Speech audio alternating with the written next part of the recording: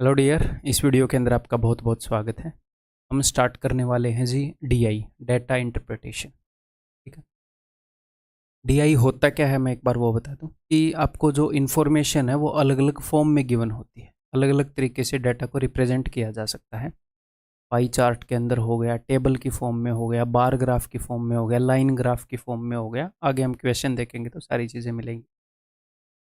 अलग अलग तरीके से डाटा दिया जा सकता है। तो सबसे पहला काम क्या होता है डीआई में? सबसे पहला काम है डाटा को समझना, आंकड़ों को समझना।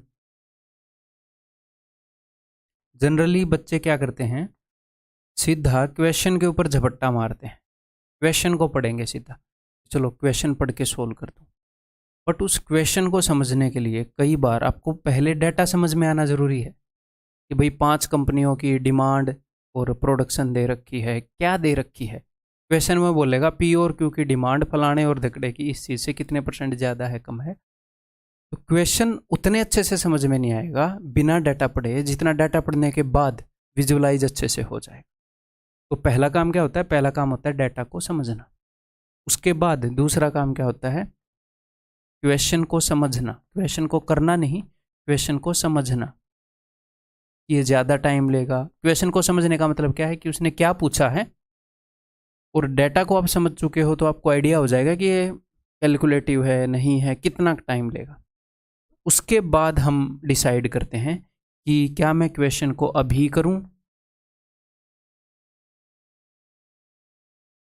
या स्किप करूं, यानी कि बाद में करूंगा। क्लियर है? ये है सिंपल डीआई। तो नॉर्मली तो डीआई जो है वो, अगर आप क्वेश्चन देखोगे, जनरली इजी या मॉडरेट ही क्वेश्चन आते हैं। ठीक है। तो बिकॉज ये मैं आपको एक्स्ट्रा प्रैक्टिस करवा रहा हूँ। ठीक है। टीयर 2 की तैयारी से पहले इस वीडियो को मैं अपने फाउंडेशन बैच में भी डालूंगा, टीयर 2 बैच में भी डालूंगा। तो फाउंडेशन बैच में मैं पहले ही डीआई के बारे में सब कुछ करवा चुका हूँ इससे पहले, तो उनको सिर्फ एक्स्ट्रा प्रैक्टिस चाहिए। और जो टीयर 2 बैच वाले हैं, बिकॉज आप टीयर 2 की तैयारी कर रहे हैं, तो एक बार हम टीयर 1 क्लियर कर चुके हैं तो मैं बेसिक बातें पता हैं। तो मैं डीआई के बेसिक बिल्कुल बेसिक आसान क्वेश्चन उठाने की बजाय मैं मॉडरेट टू हाई लेवल के क्वेश्चन उठाऊंगा। कई कंसेप्चुअली डिफ़िकल्ट होंगे, कई कैलकुलेशन के हिसाब से डिफ़िकल्ट होंगे। तो अगर हम वैसे वैसे 15-20 क्वेश्चन करेंगे तो इजी 30-40 क्वेश्चन के करीब का क्रक्स हम कर चुके हैं। समझ रहे हो? क्लियर है? तो मैं जो बिल्कुल इजी क्वेश्चन है वो नहीं उठाए मैंने इस वीडियो के अंदर, और आगे जो भी क्लासेस आएंगी उनके अंदर मैंने नहीं उठाए। बढ़िया क्वेश्चन उठाए हैं। मैं पहले क्यों बता रहा हूँ, डरना नहीं है कि क्या सारे क्वेश्चन ऐसे आते हैं डीआई के, नहीं। मैंने टॉप के क्वेश्चन उठा रखे, ठीक है, ताकि बढ़िया प्रैक्टिस हो। इन क्वेश्चंस के अंदर आपको टाइम लगेगा प्लस आपके एफर्ट्स लगेंगे। ठीक है। तो कोई क्वेश्चन रिलेटिवली दूसरे के कंपैरिजन में इजी हो सकता है, इनमें कोई टफ हो सकता है, बट टॉप के क्वेश्चंस हैं तो उनसे डरना नहीं है। जितने भी क्वेश्चन आते हैं उनमें से क्रीम उठा रखी है बस।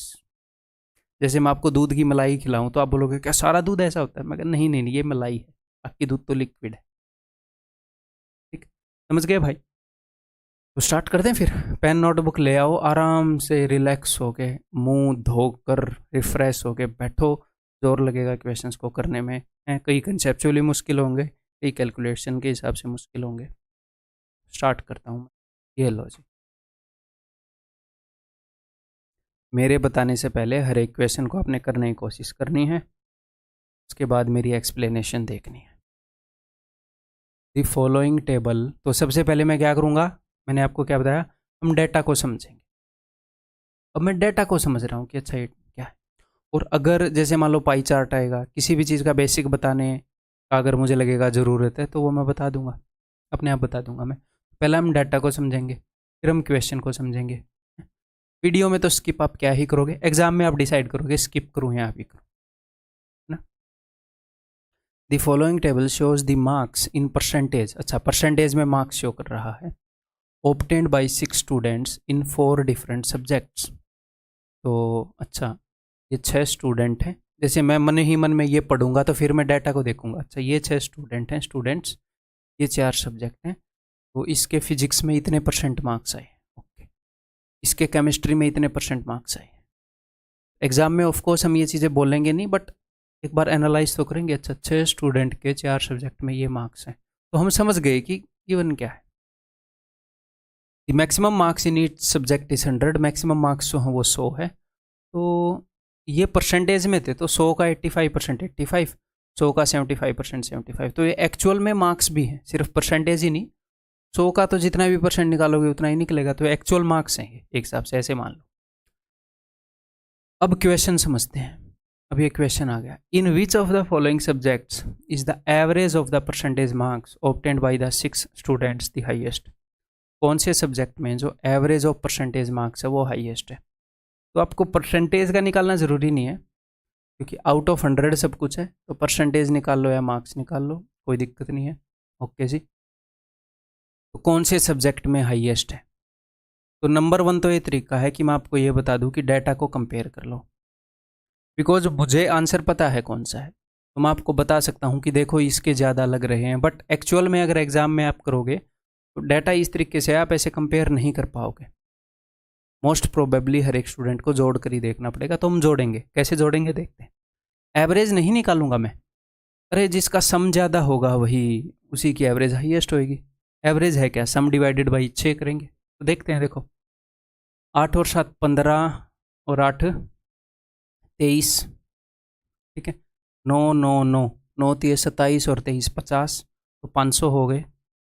और 5 5 5 515, तो टोटल क्या हो गए जी 515। जिसका सम ज़्यादा उसकी एवरेज ज़्यादा। 9 और 7 16 और 6 22 और 8 30 और 18 48 480 और 10, तो ये तो बनेगा ही नहीं, 490 बनेगा। 515 तो बनेगा नहीं, मुझे तो हाईएस्ट देखना है, तो मैं चेक ही नहीं करूँगा। जैसे इसमें अब 10 जोड़ोगे तो 490 बनेगा। कई बार स्टूडेंट लिखेगा ऐसे 490, क्यों भाई, ये बन नहीं रहा तो छोड़ दे इसको। अब ये देखो 7 कितनी बार आया है, 1 2 3 4, 4 बार। 7 चौके 28, 280 और 9 और 8 17, या फिर 28 और 8 36 और 9 45, 450। 1 2 3 4 5 और 25, 475। नहीं बनेगा, 515 आ ही नहीं रहा। 8 3 24 और 9 3 27, या फिर इसको एक और बढ़िया तरीके से कर सकते हो, 8 और 9 को जोड़ दो, कितने बन गए, 9 और 8 17। ऐसे ऐसे 3 जोड़े हैं, ये रटनी नहीं है, ये ऑन द स्पॉट चीज़ें आ जाए तो ठीक है, नहीं तो नॉर्मली जोड़ लो। जैसे अभी मेरे दिमाग में आया, अदरवाइज 24 और 27 करके जोड़ा होगा मैंने पहले जब भी इस क्वेश्चन को सोल्व किया होगा। तो 9 और 8 17, ऐसा ऐसा 3 जोड़ा ही, क्या 510 प्लस में 10 520, तो ये जीत गया। तो ये उत्तर है जी, ज्योग्राफी। क्लियर है। कई बार डाटा ऐसा होगा कि हमें सीधा सीधा दिख जाएगा कि इसमें ज़्यादा है, कई बार नहीं दिख, कई बार आपको लगेगा इसमें ज़्यादा है, निकल आएगा इसमें ज़्यादा। देखो इसमें और इसमें सिर्फ 5 का फ़र्क है, ये नहीं बोल सकते इसमें दिख ही रहा था पहले सारे 90 85 और 80, इसमें कहीं पर भी 5 ज़्यादा होते, यहाँ पर 85 कर देता वो, या फिर यहाँ पर 85 कर देता, यहाँ पर 75 ही रहता। मेरे हिसाब से तो ऑनेस्टली एकदम से ऐसे आँखों से तो नहीं दिख रहा। तो उत्तर क्या आ गया जी, ज्योग्राफी। नेक्स्ट,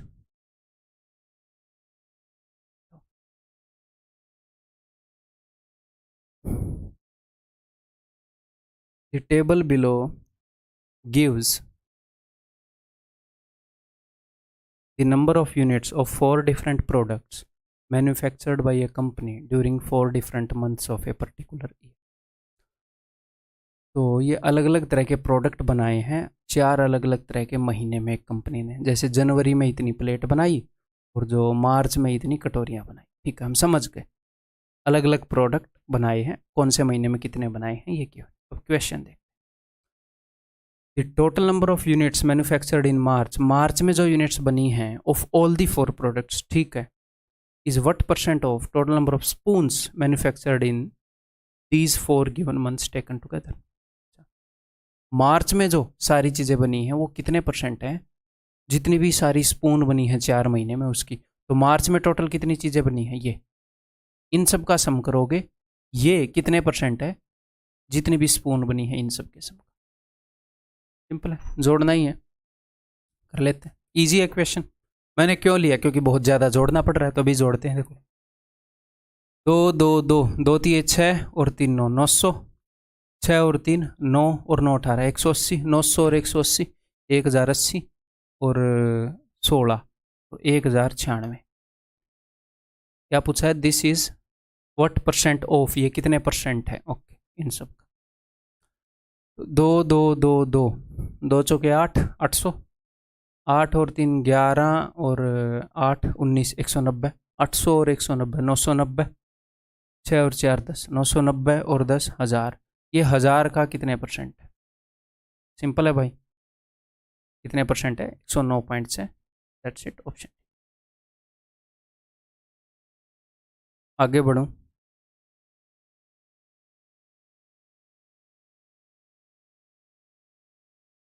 करो, इस क्वेश्चन को करने की कोशिश करो। For which of the following years, जैसे यहाँ पर ये डायरेक्टली क्वेश्चन आ गया for which of the following years, यानी कि ये स्टेटमेंट थोड़ी बड़ी हो रही होगी। जो समझने का डाटा है मैंने ऐसे लिखा नहीं होगा यहाँ पर, या फिर कुछ क्वेश्चन में क्या होता है डायरेक्टली क्वेश्चन दिया हुआ है और डायग्राम को समझने की इन्फॉर्मेशन यहाँ गिवन है, तो मैं ऐसे नहीं देखूंगा for which of the following years. ये तो क्वेश्चन है, क्वेश्चन से पहले क्या करना है? डाटा समझना होता है। छोड़ दो, यहाँ पर आ जाओ, डाटा समझते हैं पहले। Production of rice in lakh ton, और इस चीज़ पर ये मत सोचा करो कि ये इतने लाख टन, ये है लाख टन में, बट पहले डाटा समझने पर ध्यान दो। ठीक है, लाख टन में हम समझ गए, बट पहले डाटा समझते हैं। Production of rice by 3 countries PQR in different years. अच्छा, PQR 3 देश हैं और ये अलग अलग साल में कितना राइस प्रोड्यूस कर रहे हैं। जैसे 2011 में P ने इतना, Q ने इतना, R ने इतना। अलग अलग सालों में अलग अलग देशों ने कितना राइस प्रोड्यूस किया। समझ गए हम डाटा। पढ़ते हैं। For which of the following year was the percentage rise और फॉल, परसेंटेज राइज हो या फॉल हो, कुछ भी हो, in production from the previous year, पिछले वाले साल के कंपैरिजन में कितनी प्रोडक्शन बढ़ी या कितनी गिरी परसेंटेज में, is maximum for country R, country R के लिए। ठीक है जी, तो कंट्री आर बोले तो ग्रे वाला, ठीक है। तो पुराने साल के कंपैरिजन में तो यहाँ पर कितना पड़ा, मैक्सिमम देखना हमने, यहाँ पर था तो 40 और हो गया 30, तो कितना पड़ा 10, तो 10 की डिक्रीमेंट हुई 40 पर। तो ये मत बोलना ये डिक्रीमेंट है, नीचे गिरा हो या ऊपर बढ़ा हो कोई दिक्कत नहीं है। तो 10/40 यानी कि 1/4, गुणा में 100 मत करना, फ्रैक्शन को ही कंपेयर कर लेंगे, या फिर 1/4 का 25% हमें पता है।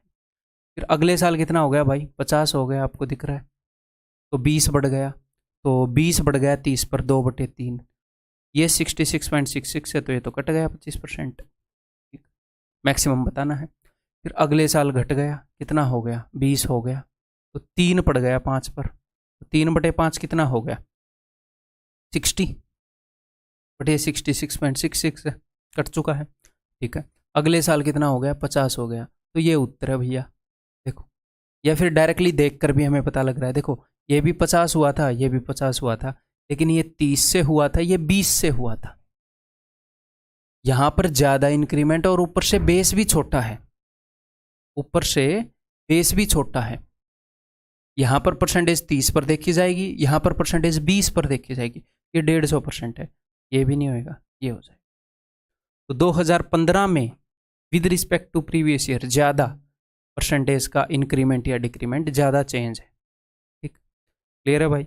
आगे बढ़ जाऊं तो अब क्या ये क्वेश्चन बहुत ज़्यादा कैलकुलेटिव था? नहीं था। क्या ये कंसेप्चुअली बहुत ज़्यादा स्ट्रॉन्ग था? नहीं था। फिर भी मैंने ये क्यों लिया, क्योंकि 3-4 कैलकुलेशन करनी पड़ रही थी। अलग अलग रीजन की वजह से मैंने क्वेश्चन सेलेक्ट किए हैं। सारे क्वेश्चन जो एक एवरेज DI का क्वेश्चन है उससे अबव के हैं, उससे ज़्यादा टाइम टेकिंग है। इनमें अगर आपको टाइम लगे तो अपने आप का कॉन्फिडेंस डाउन नहीं करना। बढ़िया क्वेश्चन लाने का नुकसान और हो जाएगा फिर तो हमें होना चाहिए फ़ायदा। आपको एज दिलाने के लिए क्वेश्चन छांट के लाया हूँ। ठीक, रिलैक्स, इनमें टाइम ज़्यादा लगेगा, मैं बता रहा हूँ। अगर आपको लग रहा हो मेरा ही टाइम ज़्यादा लग रहा है, कहीं दूसरे का कम लग रहा हो, जब तक दूसरे ने काला जादू नहीं किया, 1-2 साल कोर्स करके नहीं आया काला जादू का, तब तक तो नहीं निकल रहा आपसे आगे। उसका भी टाइम लग रहा है, आपका भी लग रहा है। ये टाइम टेकिंग क्वेश्चन है, तो घबराना नहीं है। घबराओगे नहीं, शांत रहोगे तो जल्दी होंगे। ऐसे मान लो कि भाई टाइम टेकिंग है, मैं छांट के लाया हूँ, मैं सारे क्वेश्चन नहीं करा रहा, जो इजी थे मैंने स्किप कर दिए। ठीक, क्लियर है? बढ़िया क्वेश्चन की प्रैक्टिस करवा रहा हूँ, और आगे और भी बढ़िया बढ़िया आएंगे, फिर अपने आप ही आपकी अकल ठिकाने आ जाएगी कि हाँ भाई टाइम टेकिंग है। करो। The following table shows the revenue in crores and profit percentage of a company over 5 years। Revenue बता दिया भाई करोड्स में, ठीक है, और प्रॉफिट परसेंटेज बता दिया। तो रेवेन्यू क्या होता है मैं आपको बताऊं। मान लो एक कंपनी ने कुछ खर्चा किया, मैंने 100 रुपये खर्च दिए, ठीक है, उसके बाद मैंने कुछ प्रॉफिट कमा लिया, मैंने 100 रुपये खर्च कर कोई चीज़ बनाई और उसको मैंने 120 रुपये में बेच दिया, ठीक है। तो रेवेन्यू है मेरा 120 और मेरा प्रॉफिट है 20 रुपये, ठीक है। तो एक हिसाब से रेवेन्यू सेलिंग प्राइस की तरह हो गया, आप ऐसे बोल सकते हो, और एक्सपेंडिचर कॉस्ट प्राइस की तरह हो। रेवेन्यू यानी कि जो टोटल कंपनी के पास रुपया आ रहा है, उसके अंदर कंपनी की लागत मूल्य भी होएगी, कॉस्ट एक्सपेंडिचर भी होएगा, और उसका प्रॉफिट या लॉस वो भी है वो होएगा। Revenue is equal to selling price, expenditure is equal to cost price, समझ गए। तो ये रेवेन्यू है। प्रॉफिट अगर 45% हुआ है यानी कि ये 145% की वैल्यू है, यानी कि ये 165% की वैल्यू है, ठीक है भाई, क्लियर, समझ गए हम, समझ गए भाई। आगे बढ़ते हैं। The total profit earned by the company in 2016 and 20, 2016 और 20 में जो प्रॉफिट अर्न किया वो, ठीक। तो अब इसको दिमाग में ऐसे नहीं रटना कि 16 और 20 वाला प्रॉफिट इनके मेरे को याद, अगर मैं ये पढ़ूंगा the total profit earned by company in 2016 and 20 is what percentage, तो मेरे दिमाग में क्या चलता है वो बताता हूँ कि total profit earned by company in 16 and 20, तो हाँ ठीक है, इनका प्रॉफिट निकल जाएगा, मेरे दिमाग में ये चलता है कि हाँ मैं निकाल लूंगा जो भी है, मैं आगे स्टेटमेंट समझ रहा हूँ। इज व्हाट परसेंट ऑफ, यानी कि ये कोई ऐसी वैल्यू है जो मैं निकाल लूंगा, मैं ऐसे याद नहीं रखता कि 16 और 20 का, जस्ट मुझे पता है अच्छा द टोटल प्रॉफिट अर्नड, अच्छा यहाँ पर जो भी प्रॉफिट हुआ निकल जाएगा। Is what percent of the total profit earned in, अच्छा मुझे प्रॉफिट निकालना है और देखना है वो इनका कितने परसेंट है, तो मुझे तो 500 साल का प्रॉफिट निकालना है, इस 16 का, 17 का, 18, 19, 20, तो क्या करूँगा, तो निकालता हूँ 500 साल का प्रॉफिट। अब तो 2016 का प्रॉफिट निकालूँ, प्रॉफिट परसेंटेज 45 है, तो ये किसकी वैल्यू है 145% की, और मुझे क्या निकालना है 45%, तो 45 आउट ऑफ 145 इंटू 232 ये करना पड़ेगा। या फिर इसको ऐसे समझ लो कि ये 145% की वैल्यू है ये, तो 1% की वैल्यू हो जाएगी इतनी, 45% की वैल्यू हो जाएगी, ये 145% की वैल्यू, तो 45% की वैल्यू, समझ गए, निकालने अब। पहले मैं लिख देता हूँ, मेरे को ऐसे लिखने में मज़ा आता है, 65/165 गुणा में 297, 40/140 गुणा में 182। मन ही मन में अगर आप ये काट पाओ तो काट लो, कोई दिक्कत नहीं है, मैं सीधे सीधे लिख रहा हूँ 58/158। देखो इसमें क्या सर ये सारे करने पड़ेंगे, करने पड़ेंगे, लेट्स डू। 5 निम्मे 5 से 29 पर, अब ये डेफिनेटली कट ही रहा होगा, नहीं तो और ज़्यादा कैलकुलेटिव हो जाएगा। 9 8 72, 8 पर मैं यूनिट डिजिट मैच कर रहा हूँ, 8 निम्मे 72, 8 दूनी 16 और 7 23, देखो कट गया 8 पर, ये आ गया 72।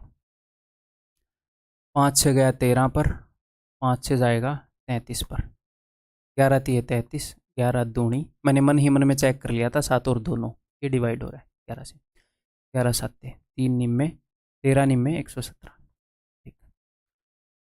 20 से काटूंगा तो 2 पर और 7 पर, 7 दूनी 14, 7 छिके 42, 26 दूनी 52। 20 से 3 पर, 20 से 8 पर, 8 दूनी 16, 8 7 56, 27 81। 2 से 29 पर, 2 7 14, 2 निम्मे 18, ये कट ही रहा होगा, 7 3 21, 3 पर जाएगा, 3 निम्मे 27, 3 7, हाँ जी 3 पर जा रहा है, 29 30 87। अब मैं देखूंगा कि क्या बोला है उसने, कौन कौन से 2 साल का 3 साल का क्या कर रहा है। तो ये बोल रहा है कि 16 और 20 का, तो यानी कि ये 16 और 20 यानी कि 72 और 87, तो 8 और 7 15, 150 और 7 और 2 9, 159, 159 okay, is what percent of इन सब का, तो 11 और 5 16 और 8 24, 240 और 250, ये कितने परसेंट है ना, गुणा में 100। समझ गए? क्लियर है? कर दें?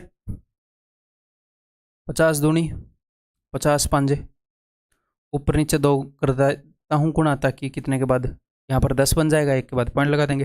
4 में 36 और 4 × 15 60 और 3 63 63.6%। That is option option C.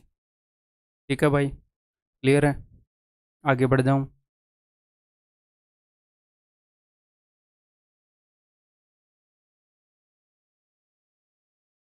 Do this question. ICAR में काफ़ी डिफिकल्ट क्वेश्चन आए थे एक बार। ठीक है,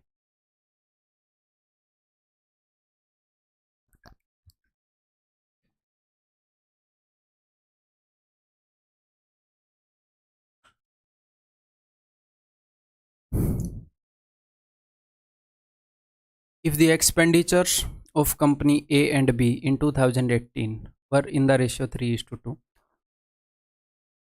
ऐसे डाटा ये नहीं बता रहा कि गिवन क्या है, अभी वो ये नहीं बता रहा कि डाटा दिया कैसे है, जस्ट ये बता रहा है उसके एक्सपेंडिचर इतने में। तो एक बार मुझे समझना पड़ेगा कि ये है क्या।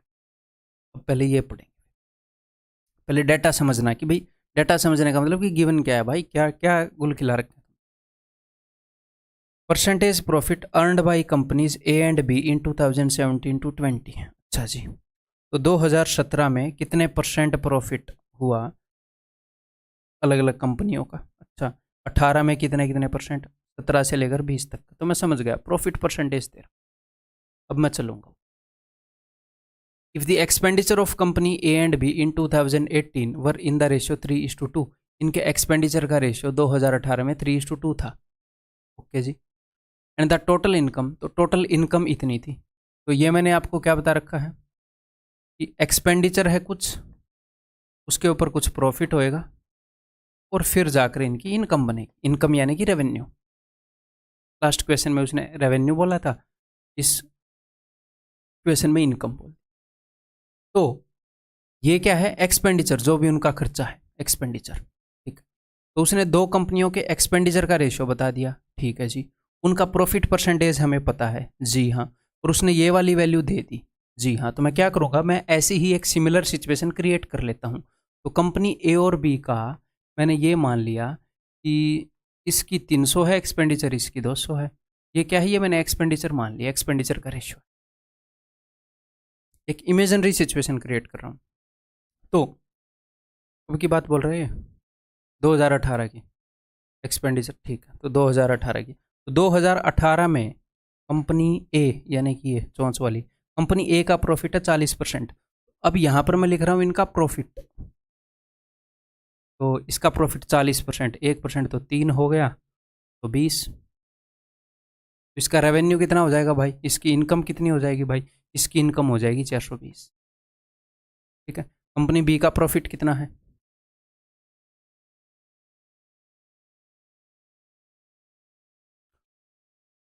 कंपनी बी का प्रॉफिट है 45%। तो 200 का 45% कर लो, या 45 का 200%, यानी 45 का डबल यानी कि 90। तो ये हो जाएगी 290।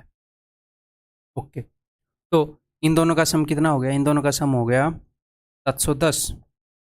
तो 710 को रिप्रेजेंट कर रहा है 355।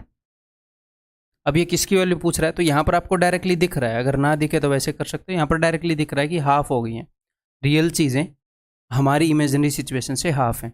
तो हमारे रेशियो के अंदर उसने क्या पूछा है? Total expenditure.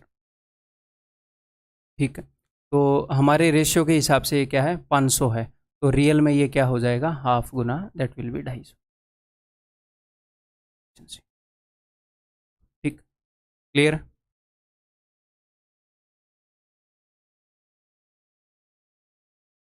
आगे बढ़ूं? ये देखो नेक्स्ट क्वेश्चन।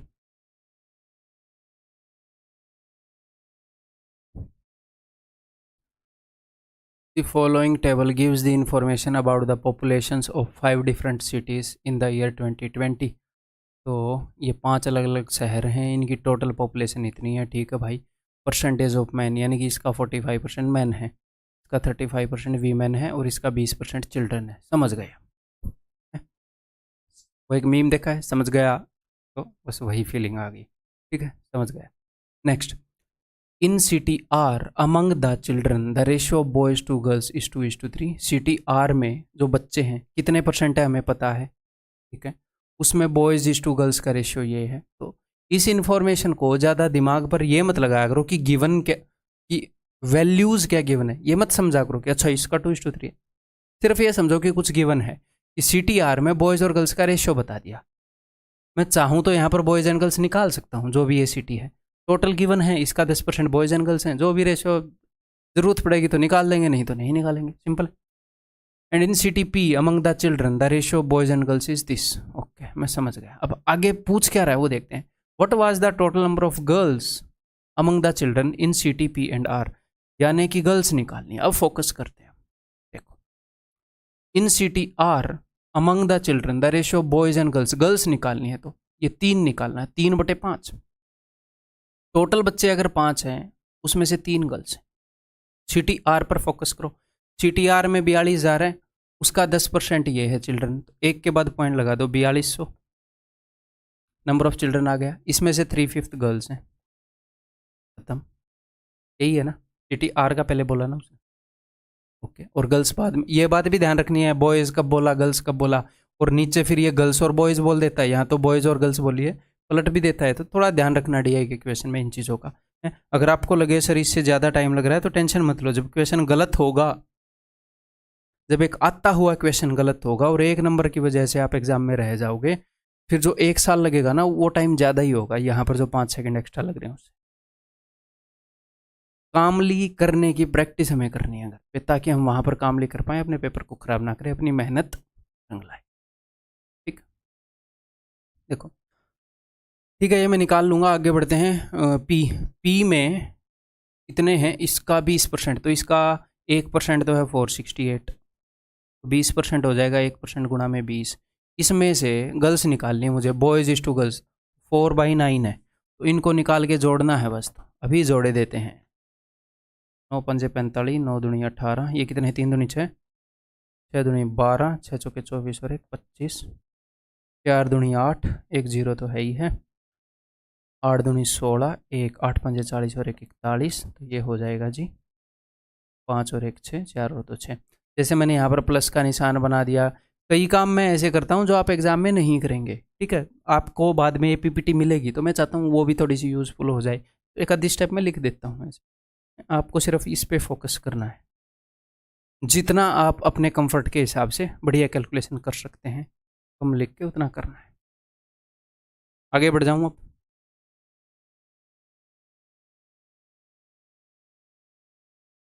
बताओ। The ratio of number of boys is that is to girl, क्या मैंने डाटा समझा? नहीं, ये बताने लगा, यहाँ पर डाटा नहीं बता रहा, कुछ और चीज़ बता रहा था, पहले मैं डाटा समझ लूँ। Number of students appeared and passed in an examination from school A B C and D. अच्छा, A B C and D, इन स्कूल में से कितने अपीयर हुए, कितने पास हुए, समझ गया मैं डाटा। ए में से इतने अपीयर हुए, इतने पास हो गए, बी में से इतने अपीयर हुए, इतने पास हो गए, ठीक है, सी में से 200 बंदे पेपर देने गए तो उसमें से 175 पास हो गए, ठीक है। देखते हैं, the ratio of number of boys to that of girls who passed from school A. School A में बॉयज और गर्ल्स का रेशियो दे रखा है, तो कितने पास हुए, उनमें से कितने पास हुए हमें पता है, हाँ निकाल लेंगे हम, कितने पास हुए उसको इस रेशियो में तोड़ना है, निकाल लेंगे। आगे बढ़ते हैं। The ratio of number of boys to that of girls who passed from school A is this, and the ratio of number of girls to number of boys who passed from school C is this, ठीक है। आगे बढ़ रहे हैं, उसने कुछ information दी है जो हम निकाल सकते हैं।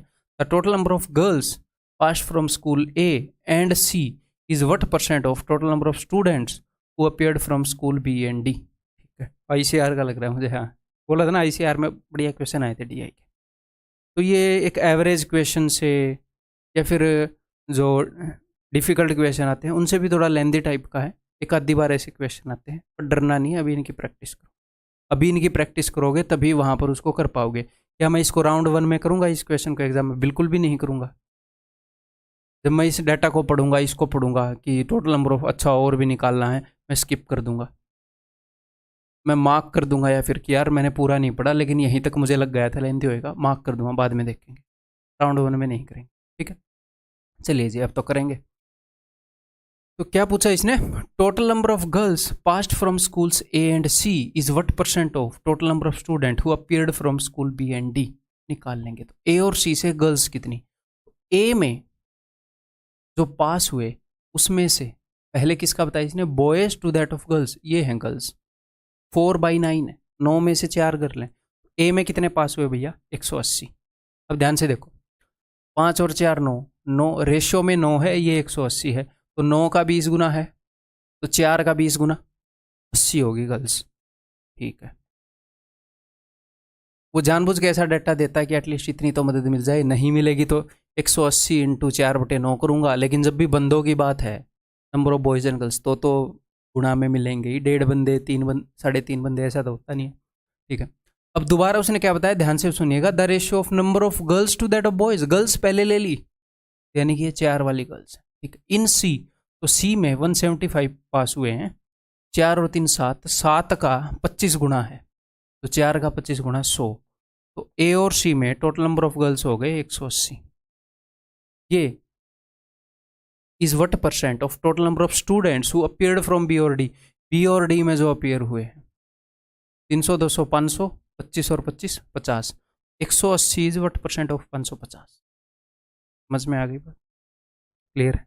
क्या बहुत ज़्यादा कैलकुलेशन करनी पड़ी? नहीं। कई क्वेश्चन में करनी पड़ेंगी, बट क्या इसमें करनी पड़ी? नहीं।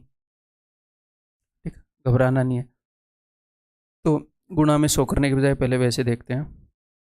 18 3 54, अगर मैं नीचे 54 कर दूं तो मैंने इस वैल्यू को बड़ा कर दिया, छोटा कर दिया, क्या है वो देखो, मैंने डिनोमिनेटर को छोटा कर दिया, यानी कि ये वैल्यू बड़ी हो गई।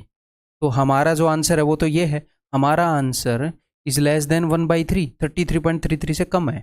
तो कई बार बच्चों को लगता है कि ये 1/3 के आसपास है, तो उनको लगता है 33.5 भी हो सकता है। नहीं बेटा, ये देखो कि जो आपने अप्रोक्सीमेशन किया है, हमारा उत्तर उससे छोटा है या बड़ा है? 33.33 से छोटा है, ये तो हो ही नहीं सकता ना।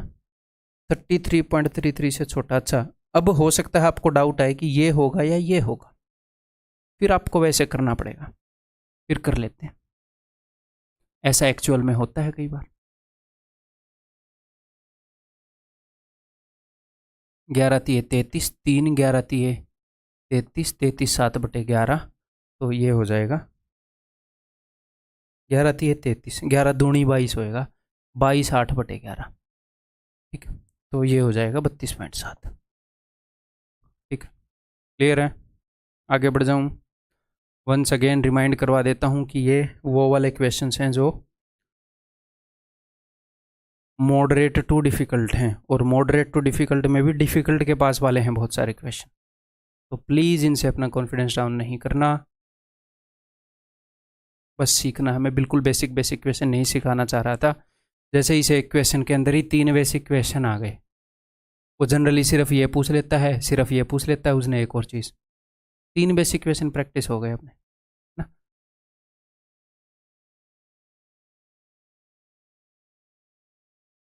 The ratio of the number of male employees to, तो ये डायरेक्ट कुछ और डाटा देने लगा। पहले मैं डायग्राम को समझना चाह रहा हूँ। ब्रेकअप हो गया भाई किसी का, ब्रेकअप डिग्री वाइज। अब हाँ, पाई चार्ट मैं आपको बता देता हूँ। जैसे पाई चार्ट जो है, सिंपल ये बात है कि एंगल अराउंड ए पॉइंट होता है 360 डिग्री, हैं जी, सिंपल सी बात है। एक स्ट्रेट लाइन पे इधर 180 डिग्री है, इधर भी 180 डिग्री है, तो angle around a point 360 degree है। तो बस ये क्या कर लेते हैं, जैसे परसेंटेज में आउट ऑफ 100 चीज़ें बताई जाती हैं, 55% का मतलब है कि टोटल अगर 100 है तो 55। ऐसे ही यहाँ पर आउट ऑफ 360 बता रहा है चीज़ें, अगर टोटल 360 डिग्री है, टोटल क्या चीज़ है, नंबर ऑफ एम्प्लॉयज़। अगर total number of employees 360 degree है तो उसमें से इतना, यानी कि अगर आपको ए के एम्प्लॉयज़ निकालने हैं तो वो होंगे 93.6 आउट ऑफ 360 इंटू जो भी टोटल एम्प्लॉयज़ का नंबर, यानी कि टोटल अगर 360 यूनिट वैल्यू है, टोटल वैल्यू को 360 रिप्रेजेंट करता है, तो ए में नंबर ऑफ एम्प्लॉयज़ को 93.6 रिप्रेजेंट करता है। अगर आपको बोलें कि ए और बी का डिफरेंस बताओ, ए और बी का डिफरेंस बताओ, नंबर ऑफ एम्प्लॉयज़ इन ए और बी, तो ए में जो एम्प्लॉयज़ हैं उनको थोड़ा सा ईजी ले लेते हैं ना, डी और ई का रिप्रेजेंट बताओ, का डिफरेंस बताओ, डी और ई का डिफरेंस बताओ। फिर तो ई में जो एम्प्लॉय है उसको रिप्रेजेंट करता है 75.6 डिग्री, डी में जो एम्प्लॉय है उसको रिप्रेजेंट करता है इतने डिग्री। अगर टोटल एम्प्लॉयज उसने बता दिए और इनका आपने डिफरेंस बताना है, तो इनके बीच में जो डिफरेंस है दैट इज 3.6 डिग्री। तो आप क्या बताओगे कि 3.6 डिग्री की जो भी वैल्यू है, टोटल एम्प्लॉय है 360 डिग्री में, 360 यूनिट है टोटल उसका, तो 3.6 यूनिट जो है वो इसका डिफरेंस है गुणा में टोटल एम्प्लॉय।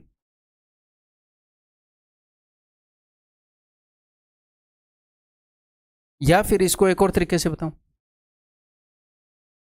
जैसे जो टोटल एम्प्लॉय हैं उसको रिप्रेजेंट कर रहा है 360 डिग्री टोटल, मान लो टोटल एम्प्लॉय हैं भैया अपने 7200, तो टोटल एम्प्लॉय को रिप्रेजेंट कर रहा है 360, तो एक यूनिट की वैल्यू क्या हो जाएगी, ये 360 यूनिट की वैल्यू इतनी है, तो एक यूनिट की वैल्यू ये, इनके बीच में जो डिफरेंस है वो है 3.6 डिग्री, 3.6 यूनिट, तो 3.6 की वैल्यू हो जाएगी।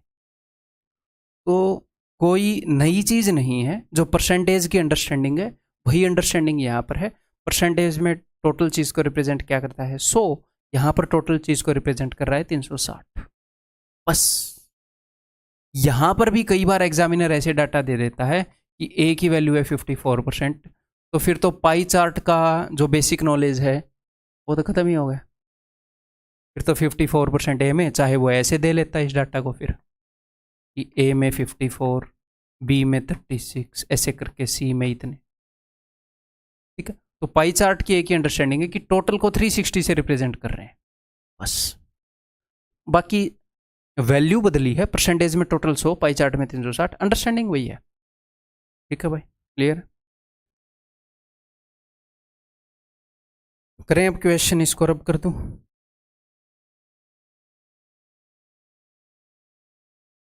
चलो, तो ब्रेकअप डिग्री वाइज दे रखा है of the number of employees working in departments A B C and D of a company. अच्छा, यानी कि ए में कितने बंदे काम कर रहे हैं, ए में काम कर रहे हैं 93.6 divided by 360 into total number of employees. Okay ji,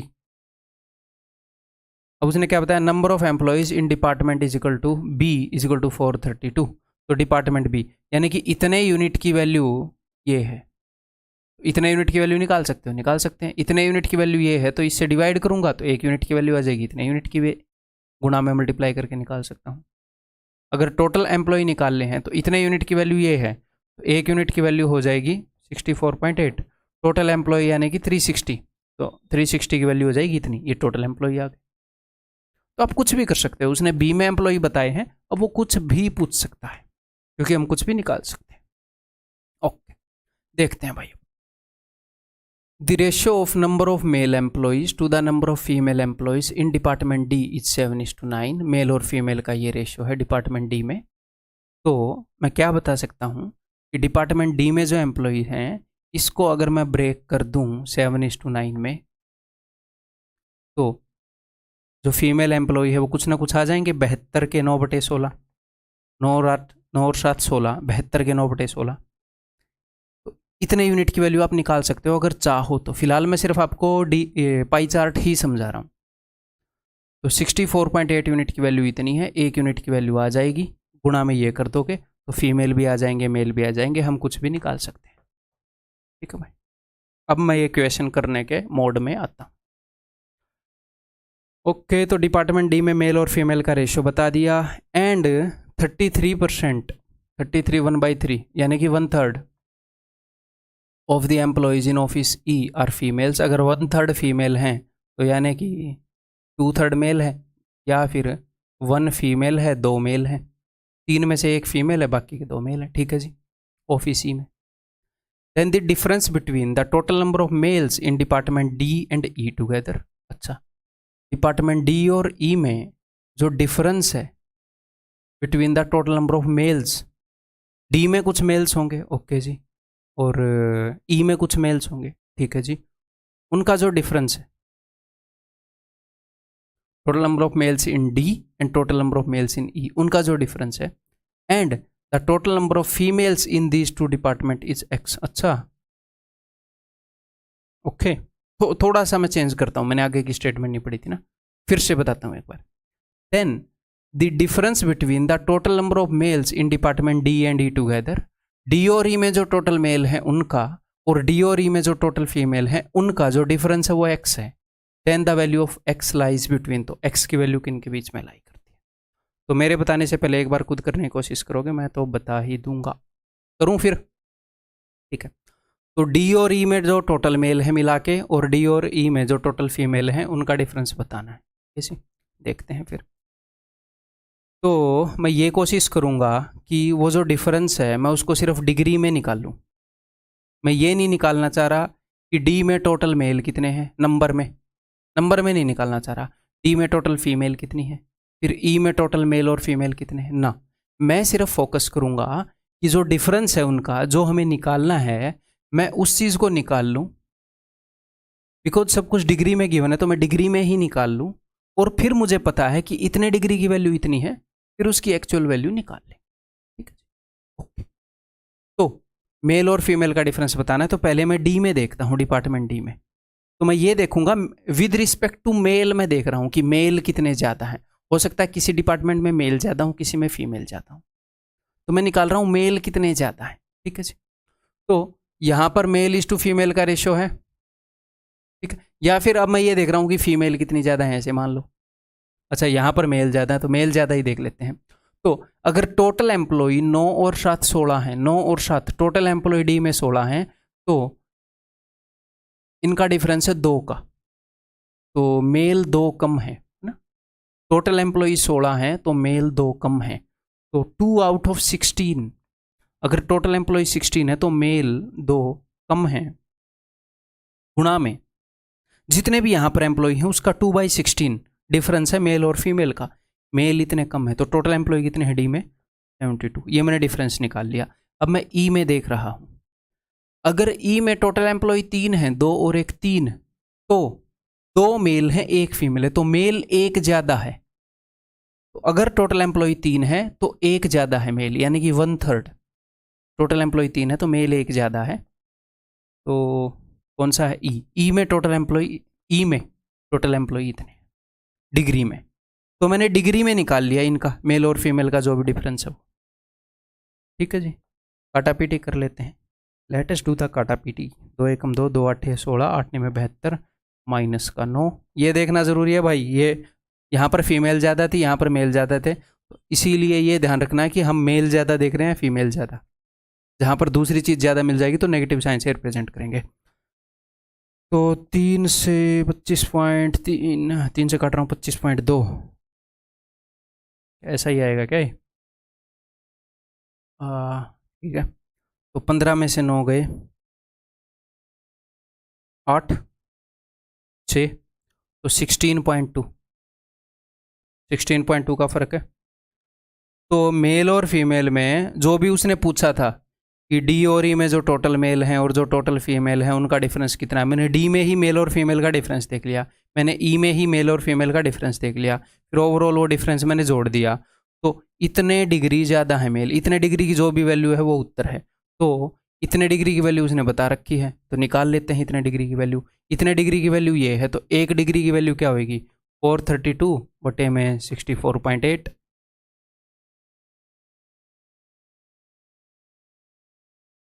back 64.8, और इतने डिग्री की वैल्यू। कई बार मुझे ये लगता है कि मन में ये चलता रहता है ना द्वंद की, समझ में आ तो गया होगा ना, सबको समझ में आ तो गया होगा ना। ये इससे 4 गुना पर जा रहा है, 4 से मैं काट रहा हूँ, 4 एकम 4, 4 8 32, 108, 108 है ए, और मतलब कि ऑप्शन है 100 और 110 के बीच।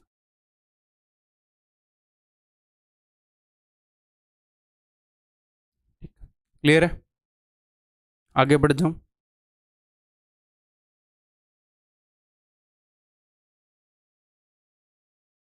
नेक्स्ट क्वेश्चन करो। The following table gives information about the population of 5 different cities in the year 2020। ठीक है भाई, इन 5 सालों में, इन 5 सिटीज़ में कितनी कितनी पॉपुलेशन है। थोड़ी देर पहले ही किया शायद इसी डाटा के ऊपर बेस्ट क्वेश्चन। टोटल पॉपुलेशन इतनी है, उसमें से इतने % मेल है, इसका इतने % फीमेल है, इसका इतने % बच्चे हैं। ठीक है जी, ओके, हम समझ गए। The number of women in CTT forms approximately, मैं एक बार ये देखना चाह रहा हूँ, पिछला क्वेश्चन BC एग्जाम का है या SSC ने सेम डाटा दूसरे एग्जाम में यूज़ कर लिया? तो ये CHSL में यूज़ किया है, बिल्कुल डिट्टो सेम डाटा, और ये उसने ये भी CHSL।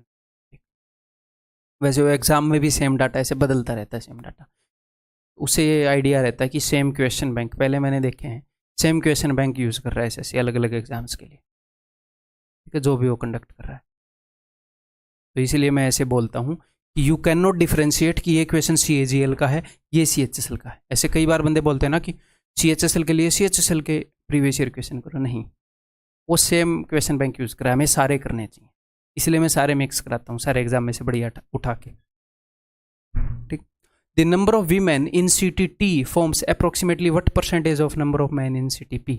तो number of women in CTT, तो टी में जो वीमेन है, ओके, तो टी में वीमेन है भैया 45%, इसका 1% कितना है 462, 45% हो जाएगा ये, ठीक है ना मैंने, हाँ। What % of number of man in CTP, P में मैन, पी का इसका 1% इतना है, 45% कितना होगा? अच्छा है ही नहीं इसमें, तो अच्छा कैलकुलेशन थोड़ी सी होएगी क्योंकि ये पास है 97.28 97.82, तो यहाँ पर अप्रोक्सीमेट करेंगे हम। आपके पास दो ऑप्शन है, एक तो आप इसको काट सकते हो, जैसे मान लो 2 से काट दिया, जिससे भी कट रहा है काट दिया, 3 से भी कट रहा है, 3 से भी कट रहा है, 6 से आप काट सकते हो, ठीक है। लेकिन मैं बोलूँगा मत काटो, अगर आप अप्रोक्सीमेट कर रहे हो, अगर आप अप्रोक्सीमेट कर रहे हो तो वैल्यू बहुत बड़ी लाखों करोड़ों में हो तो शायद काट लो, अदरवाइज जितनी बड़ी वैल्यू होगी ना अप्रोक्सीमेट करने में, हमें उतनी ही मदद मिलेगी, सच बताऊँ, ठीक। तो ये देखो, ये वैल्यू नीचे वाले का कितना % है, हमने ये देखना है, तो मैं सिर्फ ये देख लेता हूँ ये वैल्यू नीचे वाले से कितना कम है, कितना कम है, 6 कम है, तो मैं ये देख लूँगा कि 6 जो है वो % में कितना होगा, 6 इसका कितना % है, अगर 6 इसका 10% है तो ऊपर वाली वैल्यू 90% होगी, सिंपल सी बात है। तो देखो इस नीचे वाले का 1% तो है जी 4.68, है ना, तो अभी भी 6 तो नहीं हुआ है, मैं ये देखना चाह रहा हूँ 6 कितना % है, तो और कितना % बढ़ना चाहिए, 1.22 1.32, अगर आप 6 तक पहुंचना चाह रहे हो तो 1.32, तो 1.32% में कितना है मैं ये देखना चाह रहा हूँ, फिर मुझे पता चल जाएगा कि 6 जो है वो % में कितना है। तो 1.32 कैसे देखें, तो इसका अगर 1% है इतना, इसका आधा %, 1.32 ही देख लेता हूँ मैं, इस व्हाट % ऑफ जो 1.32 है वो 4.68 का कितना हिस्सा है, अभी देख लेते हैं। 4 से कट जाएंगे, दोनों कट जाएंगे ना, 4 × 12, 4 × 12, 117, 3 से भी कट रहा है 11, 3 तीनों 3 में 27, 11/39, तो 11/39 यानी कि देखो 39 का आधा कितना होता है 19 पॉइंट समथिंग, तो 0.5% से भी कम है, दिस इज लेस देन 0.5%, तो 1.5% से कम है टोटल, तो 90 में से 1.5% से कम घटाएंगे, अगर मैं 1.5% भी घटा दूं तो ये 1.5% से कम है, ये लेस देन 1.5%, अगर मैं 1.5% भी घटा दूं 100 में से तो आ जाएगा 98.5, लेकिन 1.5% से कम घटाना था तो 98.5% से ज़्यादा उत्तर होएगा, इससे कुछ बनी बात, 98.5 से ज़्यादा बन गई है, ऑप्शन सी, ठीक है यार। अप्रोक्सीमेशन को हम कई तरीक़ों से कर सकते हैं, ये नहीं है कि आपको यही तरीका फॉलो करना है, तो इसलिए मैं चाहूँगा मैं इसको एक बार एक और तरीके से करने की कोशिश कर लूँ, ठीक है। मैं सोच लूँ कि और बेटर वे से आपको बता दूँ, नहीं तो फिर हमें कन्वेंशनल तरीके से तो करना ही पड़ेगा। 6 से भाग हो रहे थे ना, 6 × 7 = 42, 6 × 7 = 42, 6 × 7 = 42, 6 × 8 = 48, फिर आप ऐसे देख ही सकते हो कि 77/88 78 गुणा में 100, इसको तो कर ही सकते हो, इस तरीके की तरफ तो मैं जा ही नहीं रहा, ये नहीं बोल रहा ये गंदा है, कई बार आपको लगे यार अप्रोक्सीमेशन में आप कंफर्टेबल नहीं हो तो ऐसे कर सकते हो, कोई दिक्कत नहीं है, हम अप्रोक्सीमेशन कर रहे हैं, ये ऐसे ही करनी पड़ेगी, ऐसे ही ठीक रहेगी। चलो ठीक है, फिर आगे बढ़ते हैं।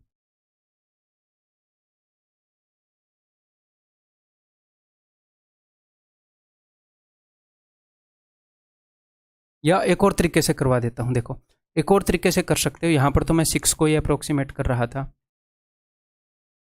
अब मैं ये देख रहा था कि ऊपर वाली वैल्यू कम कितनी कम है, क्योंकि ये हमारे लिए ईजी था।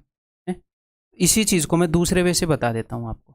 चलो इसी चीज़ को हम ये देखना चाह रहे हैं 6 जो है वो परसेंटेज में कितना है। तो देखो इसका 1% कितना है 4.68, तो 1% की वैल्यू है 4.68। अब कई बच्चों को समझ में आ जाएगा। तो मैं ये देखना चाह रहा हूँ कि ये कितने परसेंट है दोस्त।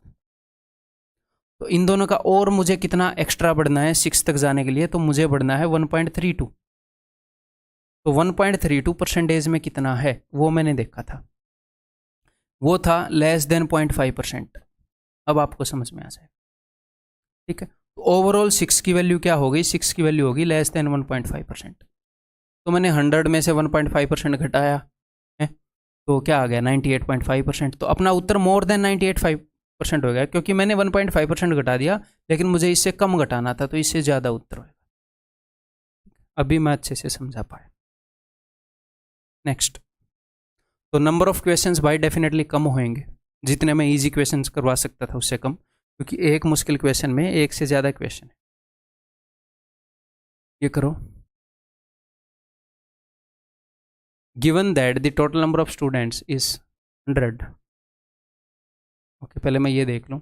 अच्छा, the percentage of number of students, पहले ये देख लेते हैं। मार्क्स आउट ऑफ 100, 100 में से मार्क्स बता रखे हैं अलग अलग सब्जेक्ट में, ए बी सी में। 0 एंड अबव, 0 या उससे ज़्यादा 100 बच्चों के मार्क्स है, 20 या उससे ज़्यादा 92 बच्चों के मार्क्स है। पहले तो एक बार मैं आपको ये डाटा समझा दूँ कि ये होता क्या है। ये ऐसे होता है कि 0 से ज़्यादा, तो 0 से ज़्यादा तो सभी के मार्क्स होते हैं ना, तो यहाँ पर तो पूरा डाटा होएगा 100 के 100 स्टूडेंट।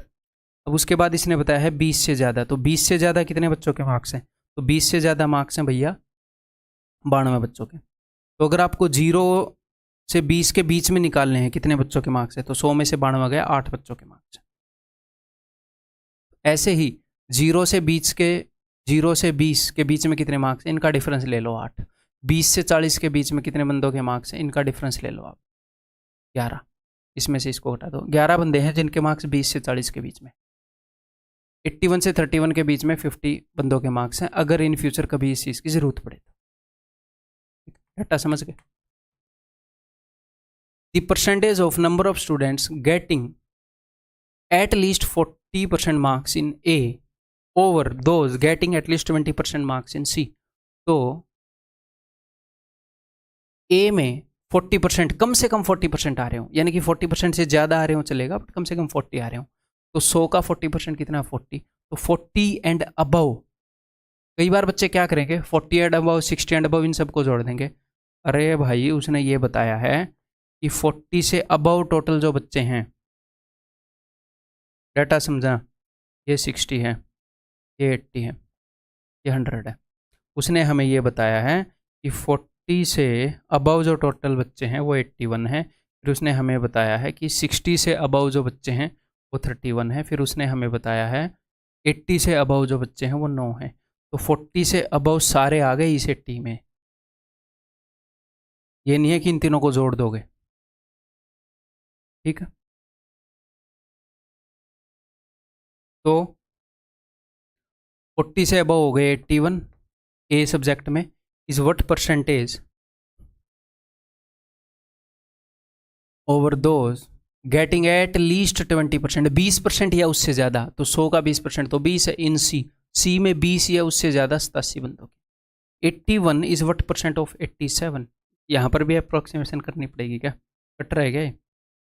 वैसे तो काट के फ़ायदा होता नहीं है, बट मैं काट के ही कर लेता हूँ इसको, डिवाइड करके, अप्रोक्सीमेट करके ही कर लूँ। चलो ठीक है। तो ऊपर वाला कितना कम है, 6 कम है, तो 6 इसका कितना परसेंट है ये मैं देखना चाह रहा हूँ, ठीक है। 6 जो है वो इसका कितना परसेंट है,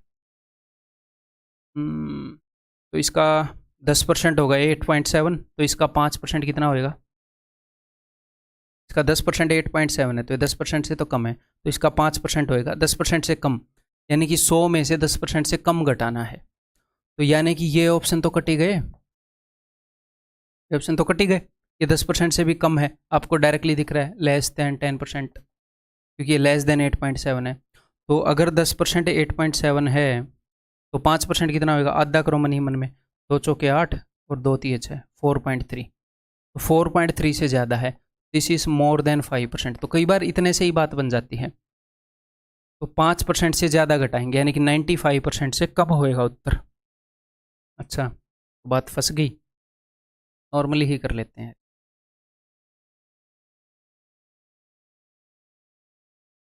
27, 29, 2700/29, तो इसको अब भाग ही करना पड़ेगा।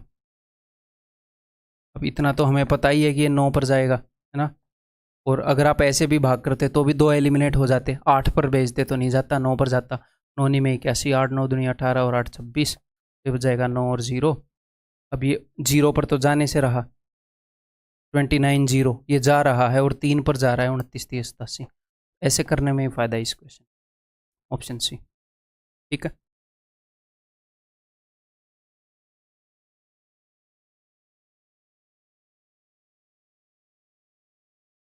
ICAR का क्वेश्चन है, डिफ़िकल्ट आए थे उस साल, इसीलिए मैंने उठा रखे हैं।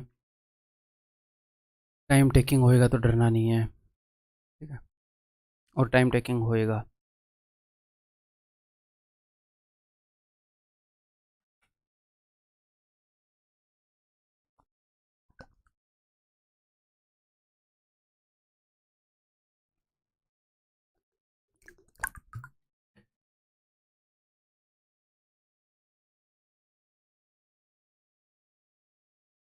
देखें मामला क्या है। Number of male and female employees working in office A B C and D of a company. Company A में कितने मेल काम कर रहे हैं, कितनी फीमेल दे दी। कंपनी बी में कितने कितने काम कर रहे हैं, दे दी। यानी कि अलग अलग कंपनी में कितने मेल हैं, कितनी फीमेल है, दे दिया। ओके, आगे क्या दे रखा है, percentage of employees who got a promotion, कितने परसेंट बंदों को प्रमोशन मिला। यानी कि ए में, ऑफिस ए में 42% बंदों को प्रमोशन मिला और 40 जितनी भी फीमेल थी, ये मत बोलना सर इनका सम शो नहीं हो रहा, जितने भी मेल थे उसके 42% को प्रमोशन मिल गया और जितने भी फीमेल हैं उसके 44% को प्रमोशन मिल गया ऑफिस ए में, ठीक। ओके जी, अब देखते हैं the total number of female employees in office B C and D who got a promotion. Okay, B C और डी में कितनों को प्रमोशन मिला, हमें पता है इसके कुछ परसेंट को मिला होगा, इसके कुछ परसेंट को मिला होगा, हमें वो निकालना है, निकाल लेंगे। Is what percentage more than the total number of male employees in office A and C. A और सी में मेल और ऊपर थे female who did not get a promotion, यहां पर जिनको प्रमोशन नहीं मिला वो भी निकाल ले। देखो बी सी और डी में फीमेल, तो बी में फीमेल कितनी है भाई, ब्लू वाली 250, 250 के कितने परसेंट को मिला है प्रमोशन, बी में 60%। तो 250 का 60% निकाल लो या 60 का 250% निकाल लो, उसका 5/2 टाइम्स हो जाएगा। या फिर कैसे भी कर लो, इसका 10% है 25, तो 60% निकालना है, 25 के 150, 150 आ, ठीक। अब ऑफिस सी में फीमेल कितनी है, 400, 400 का 55% या 55 का 400%, 55 का 400%, यानी कि 55 का 4 टाइम्स, तो 55 का डबल हो जाएगा 110 का डबल 220, ठीक। B C and D, D में फीमेल है 550, 550 का 30%, तो 550 का 10% है 55, तो 30% हो जाएगा into 3 165। This is what percent of, तो इसको देखते हैं ये कितने परसेंट होएगा, कितना हो गया, 5 5 और 2 7 और 6 13, एक कैरी 13 और 4 5 535, है ना, ठीक। अब मैं निकाल रहा हूँ मेल्स, तो मेल ए और सी में जिनको प्रमोशन नहीं मिला, तो ए में मेल कितने हैं भाई, ये ऑरेंज वाले हैं 250, तो 250 में जिनको प्रमोशन नहीं मिला, यहाँ पर फिर आप जल्दबाजी में क्या कर सकते हो कि जिनको प्रमोशन मिला वो कर सकते हो, वो नहीं करना। अगर 42% को प्रमोशन मिला है तो इसका मतलब 58 को प्रमोशन नहीं मिला, तो 250 का 58% या 58 का 250%, 250% यानी कि 2.5 टाइम्स, उसका 5/2 गुना ईजिली हो जाएगा 145। ठीक है, ए में और सी में, ऐसे क्वेश्चन में स्लो चलने में फ़ायदा है। सी में 500 का 55% या 55 का 500%, उसका 5 गुना, 5 5 25, 5 5 25 और 2 27, ये वैल्यू यहाँ नीचे आएगी। 5 और 5 10, 7 और 4 11 और 1 12, 2 और 1 3 और 1 4, 535। अब इसने क्या पूछा है, इज वट परसेंट मोर, कितना ज़्यादा है, तो अभी देख लेते हैं। ये कितना ज़्यादा भाई, 115, 115 ज़्यादा है इससे। 115 इज वट परसेंट ऑफ 420, ये मुझे निकालना है। तो 420 का 1/4 होता है 105, ये 25% से ज़्यादा है। दिमाग खराब है इसका, पास पास दे रखे हैं इसलिए क्वेश्चन छांट रखे हैं ना। तो करें फिर, अप्रोक्सीमेशन से कर लूँ, अप्रोक्सीमेशन से ही कर लेता हूँ चलो। तो 105, इसका 1/4, 105 तो हो गया जी 25%। ठीक है, अब मुझे 115 तक जाने के लिए 10 और चाहिए, तो 10% में कितना है ये देख लेते हैं। तो इसका 1% है 4.2, 1%, अगर 1% 4.2 है तो 2% कितना हो जाएगा 8.4, तो ये 2% प्लस है, तो ये 2% प्लस समथिंग है, तो 27%, 27 पॉइंट समथिंग, ऑप्शन डी। ठीक, क्लियर, आगे बढ़ जाओ।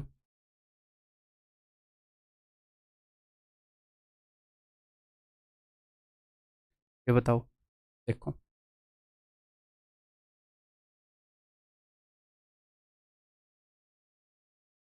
The given bar graph shows the sales in thousand of 4 mobile brands for 4 years। 4 mobile के ब्रांड हैं, अच्छा जी, 4 साल तक, 16-17 में ये, 17-18 में ये, 18-19 में ये, 19-20 में ये। ठीक है जी, 4 अलग अलग साल में ये अलग अलग ब्रांड है, B1 B2 B3 B4। पहले ब्रांड की क्या ये सेल है, इतने मोबाइल बिके, इसके इतने मोबाइल बिके, इसके इतने। ठीक है, इसे साइड में करके देखोगे इसे पता चल जाएगा कि 10 बिके। ठीक, अलग अलग साल में अलग अलग ब्रांड के कितने मोबाइल बिके ये उसने बता दिया है। ठीक है जी, इन थाउजेंड्स, हज़ारों में। If the sale of a brand is more than the average sale of these 4 brands in an year then it gets a star. अगर किसी ब्रांड की सेल एवरेज सेल से, इन चारों ब्रांड की एवरेज सेल से ज़्यादा है तो उसको एक स्टार मिलता है। ठीक, which brand has minimum number of stars, कौन से ब्रांड के मिनिमम नंबर ऑफ स्टार हैं यहाँ से लेकर यहाँ तक, फ्रॉम 2016 टू 2019, 2016 से 2019। तो यार ये फाइनेंशियल ईयर का भी यही पंगा है, वो 2019 इसमें भी है इसमें भी है, लेकिन हम यहाँ से देखेंगे ना, 2016 से 17 19 इन तीनों का देखेंगे। वो फिर उसके अंदर 2020 वाला साल भी इन्वॉल्व हो जाता है ना, तो 2016 से 2019। क्लियर है भाई, तो देखते हैं अब इनकी ब्रांड 1, ब्रांड 2, ब्रांड 3, ब्रांड 4, इसको कब कब स्टार मिलेगा वो मैं यहाँ पर लिख लूँगा। कैसे लिखूँगा देखो, तो पहले इनकी मैं एवरेज निकालता हूँ, फिर देखूँगा किस किस को स्टार मिला।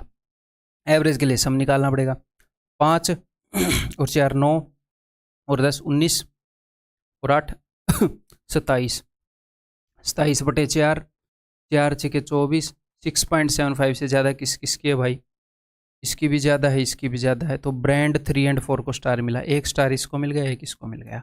ठीक है, क्लियर। अब अगले साल देखते हैं, 7 और 9 16 और 11 27 और 10 37, 37/4, 4 नहीं में 36, 9.25, किस किस को स्टार मिल गया भाई, 9.25 से किस किस की ज़्यादा है, ये 9 है, ये 9, तो इन दोनों की ज़्यादा है, तो ब्रांड 3 और 4 को फिर से स्टार मिल गया। ठीक, एक एक स्टार और मिल गया, 2 इसके हो गए, 2 इसके हो गए। ठीक है, अब अगले साल देखते हैं भाई, ये कितना है, ये है 12। ठीक है, ये कितना है 11, 12 और 11 23, 23 और 10 33, 33 और 9 42, 42/4, तो 10.5, 10.5 से कम किस किस की है, देखो इसकी भी कम है, इसकी ब्रांड 1 और 2 को मिल गए, ब्रांड 1 और 2 दोनों को मिल गए। ये गलत हुआ, इसका मतलब उसने 2019 में उसको भी इंक्लूड कर लिया। ऐसे तो हम उत्तर बता ही नहीं पाएंगे। ये उसने गलत इंक्लूड किया है। यहाँ पर क्वेश्चन ये होना चाहिए था कि 2016 से 2020 होना चाहिए था फिर।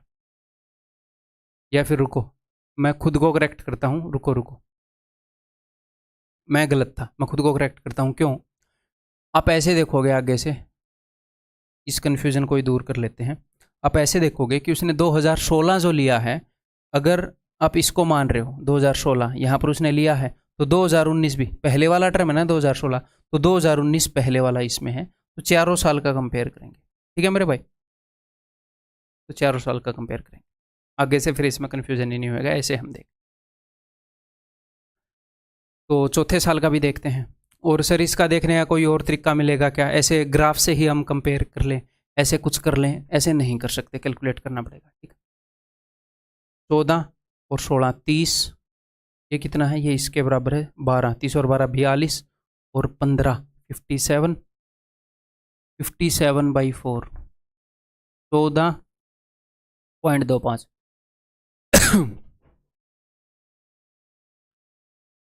तो ये 14 है, ये भी कम है, ये भी कम है। ये 3 और 4 को फिर से स्टार मिल गए, नहीं ओ 2 और 4 को स्टार मिल गए, 2 और 4 को स्टार मिल गए, तो इसका मतलब 1 का कम है।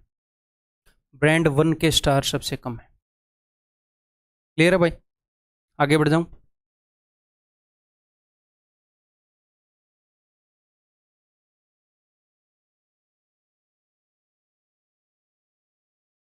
मैं रेस्ट ले रहा हूं थोड़ा सा, तो इसको आप करो आराम से। 1 मिनट ऐसे ही वीडियो चलेगी, मैं कुछ नहीं बोलूँगा।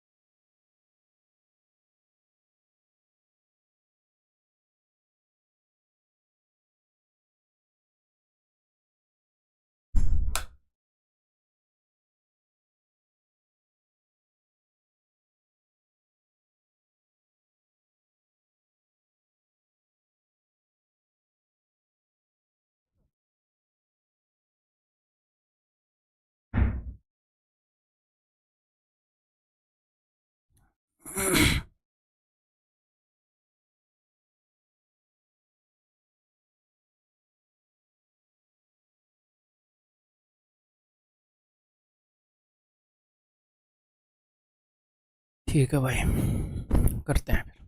अभी अगर आपने ऑफ कोर्स नहीं किया होगा, नहीं होगा 1 मिनट पे, तो पॉज करके कर लो, कोई दिक्कत नहीं। ठीक है, फिर देख लेना next. The breakup degree wise of total number of employees of a company working in 5 offices A, B, C, D and E। तो अलग अलग कंपनीज में एम्प्लॉयज़ काम कर रहे हैं। अच्छा, इन 5 ऑफिसेस, एक कंपनी के 5 अलग अलग ऑफिसेस में टोटल नंबर ऑफ एम्प्लॉय ये है। इनका डिग्री वाइज ब्रेकअप दे रखा है, तो टोटल एम्प्लॉयज़ को रिप्रेजेंट करता है 360 डिग्री। तो ये 360 डिग्री की वैल्यू इतनी है। ऑफिस ए में जो एम्प्लॉई काम कर रहे हैं वो है 79.2 डिग्री, तो 79.2 डिग्री की वैल्यू निकालोगे तो यहाँ पर टोटल नंबर ऑफ बंदे आ जाएंगे। ऐसे ऐसे करके हम निकाल सकते हैं। ठीक है जी, ठीक है, let's do it. It's shown in the following pie graph. यहाँ से पढ़ते हैं। The ratio of the number of male and female employees working in office A is 5:6। Office A में मेल और फीमेल का रेशियो 5:6 है। ठीक है। 50% of employees in office E are female, तो बाकी के 50% मेल है। ठीक है। Let A B the ratio of number of male employees in A to that of female employees in E. A की कुछ वैल्यू बता दी। ए क्या है? ए के मेल एम्प्लॉयज़ और ई के फीमेल एम्प्लॉयज़ का रेशियो। ठीक है। B the ratio of number of male employees in E. अब ये नहीं है कि मेरे दिमाग में फिट है कि ए ये है, इसका मेल इसका फीमेल, मेरे दिमाग में कुछ फिट नहीं है। बस मैं ये समझ गया कि ए किन्हीं 2 चीज़ों का रेशियो है। कहीं के मेल कहीं के फीमेल ले लिए हों, या कहीं 2 जगह के मेल ले लिए हों, जो भी ले लिए हों, ए 2 चीज़ों का रेशियो है, बी भी 2 चीज़ों का रेशियो है, ठीक है जी, और ए और बी का रेशियो पूछ लिया। तो निकालते हैं अब ए और बी की वैल्यू, और क्या ही करें। अब मैं देखूंगा ध्यान से, let A B the ratio of number of male employees in A. अब मैं ए के मेल एम्प्लॉइज निकालना चाह रहा हूं, ठीक। तो देखो ए में टोटल एम्प्लॉइज कितने हैं 79.2, इसमें से मेल कितने हैं, मैं सारा काम डिग्री में रखूंगा ऊपर भी और नीचे भी, तो मैं एग्जैक्ट नंबर ऑफ मेल और फीमेल में निकालूंगा ही नहीं। तो the number of male and female, मैं मेल पर कंसंट्रेट कर रहा हूं, ए का था ना ये क्या था। और हाँ, आप अपने लिए ऐसे लिख भी सकते हो कि let A B the ratio of, अगर आप ये चाहो कि यार ये तो बड़ा कन्फ्यूजन हो गया, तो आप ऐसे लिख भी सकते हो, लेट, कि बार बार पढ़ना पड़ रहा है, let A B the ratio of number of male employees in A के male to that of female employees in E की फीमेल। तो मेरे को बार बार देखना ही नहीं पड़ेगा, है ना। तो ए में 79.2 टोटल बंदे हैं, इसमें से मेल कितने हैं, मेल है भैया 5/11, तो इसके 5/11 मेल है, मैंने इसका 5/11 कर दिया। अब मैं नीचे ई की फीमेल लिखूंगा, तो अगर ऐसा कॉम्प्लेक्स डाटा है तो ऐसे लिखने में फ़ायदा है। ई में टोटल एम्प्लॉय हैं 64.8, इसमें 50% फीमेल थी, तो इसका हाफ करूंगा 1/2, 2 को मैंने ऊपर भेज दिया, तो ए की वैल्यू आ गई। अब मैं लिख रहा हूँ जी बी की वैल्यू। बी उसने क्या बोला है number of male employees in E के मेल बटे में फीमेल एम्प्लॉयज इन ए की फीमेल डाल देते हैं जी। तो ई में टोटल एम्प्लॉय हैं 64.8, इसमें मेल हैं जी, ई में उसने कहा बताया था 50% फीमेल है तो 50% मेल है, इसका 1/2। और ए में टोटल एम्प्लॉय है 79.2, इसमें से फीमेल कितनी है, इसमें से फीमेल होंगी 6/11, तो 6/11। इन दोनों का रेशियो निकालना है, तो निकाल लेते हैं, पहले इनकी वैल्यू निकाल लें। तो एक के बाद पॉइंट से एक के बाद पॉइंट कट गया, 11 से कट रहा है, 11 7 11 दूनी, ठीक है। ये 8 से कट रहा है, 8 9 72, 8 8 64, 8 1 8, 9 9 81, तो ये आ गया जी 5 दूनी 10/9। ओके, एक के बाद पॉइंट से एक के बाद पॉइंट कट गया है, 11 से कट रहा है, 11 7 11 दूनी, 8 9 72, 8 8 8 1 कम, ये 9 से फिर से कट गया, 9 9 81, तो 3 3 9, 3 दूनी 6, तो ये आ गया जी 3/4। तो ए बटे बी क्या होएगा, ए बटे बी हो जाएगा 10/9 बटे में 3/4, तो 40/27, ऑप्शन बी, ठीक है। क्लियर है। तो क्या टाइम टेकिंग क्वेश्चन था, डेफिनेटली टाइम टेकिंग क्वेश्चन था, और सोच समझ कर करना पड़ेगा, संभल कर करना पड़ेगा, और फर्स्ट राउंड में हम डेफिनेटली नहीं करेंगे, ठीक है। फर्स्ट राउंड में ऐसे क्वेश्चन को करना पाप है, नरक में भी जगह नहीं मिलेगी, ठीक है। अगर एसएससी का चेयरमैन स्वर्ग और नरक बनाएगा तो नरक में भी जगह नहीं मिलेगी, और आजकल एसएससी को काफ़ी काम दिए जा रहे हैं, तो सोच समझ कर।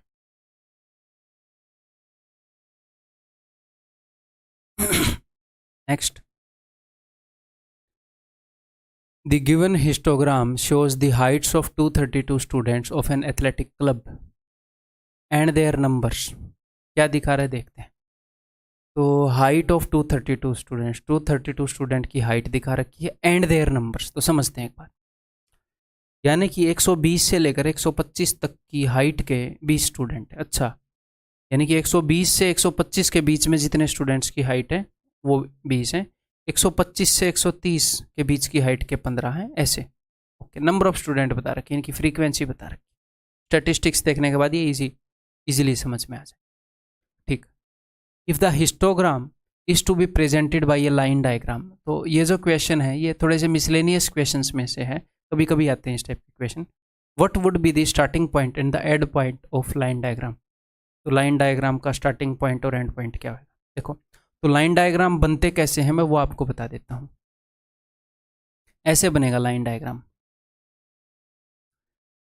जैसे अगर मैं यहाँ पर लाइन डायग्राम बनाना चाहूँगा तो लाइन डायग्राम इसको बोलते हैं जो ऐसे बनता है, ऐसे। तो मुझे चाहिए कि एग्जैक्टली इतनी हाइट इतने बंदों की है, लेकिन यहाँ पर एग्जैक्टली कितनी हाइट कितने बंदों की है हमें नहीं पता। हमें ये पता है कि 120 से 125 के बीच में 20 बंदों की है। तो मैं क्या करूँगा, तो मैं ये करूँगा 120 और 125 की एवरेज लूँगा।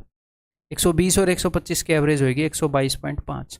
मैं ऐसे लिखूँगा 122.5 हाइट, इनका मैंने एवरेज ले लिया, 20 बंदों की है, तो मैं 20 हाइट पर इसको कर दूंगा। या फिर आप ऐसे बोल सकते हो कि मैं इसके बीच में ऐसे बनाऊंगा, इन सब के बीच में ऐसे,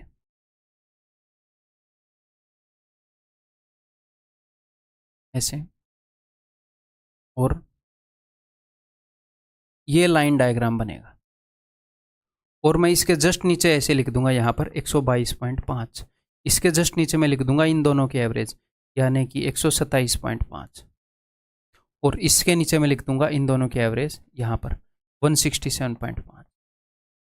तो यहाँ पर जनरली स्टूडेंट को लगेगा कि सर जो लाइन डायग्राम का स्टार्टिंग वाला ये है, ये 122.5 होगा और एंड वाला 167.5 होएगा, और आप यहाँ पर मार दोगे, ऑप्शन डी को टिक कर दोगे, लेकिन वो गलत होएगा। तो ये बात आपने स्पेसिफिकली ध्यान रखनी है, अलग से बता रहा हूँ कि आप गलती करोगे इसमें, और ये गलती करना बहुत ही नेचुरल है। अगर किसी ने, मान लो किसी को पता नहीं लाइन डायग्राम के बारे में, मेरे को नहीं पता होता और मैं एग्जाम दे रहा होता, मैं भी ये ऑप्शन मार्क करके आता, बिल्कुल नेचुरल इंस्टिंक्ट ये है। बट आगे के लिए ध्यान रखो, फर्स्ट टाइम में गलती करने के ऑलमोस्ट 100% चांस है।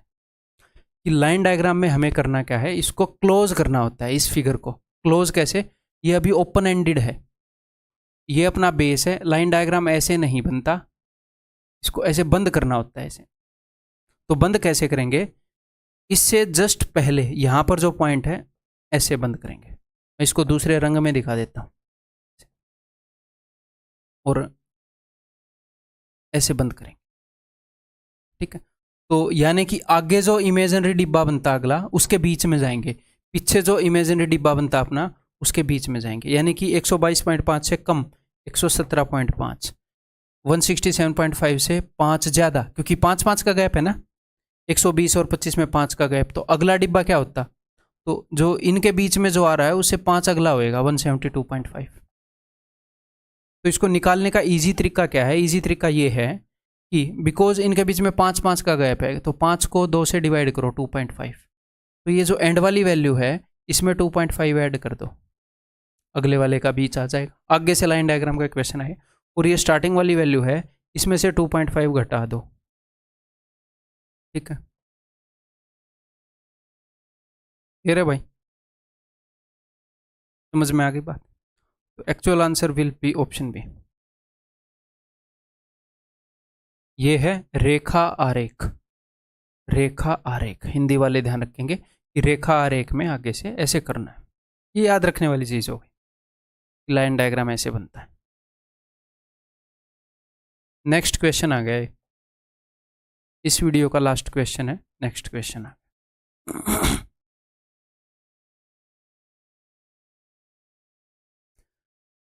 The given histogram shows the heights of 232 students, data वही है, ठीक है, heights of 232 students of an athletic club, वही डाटा है।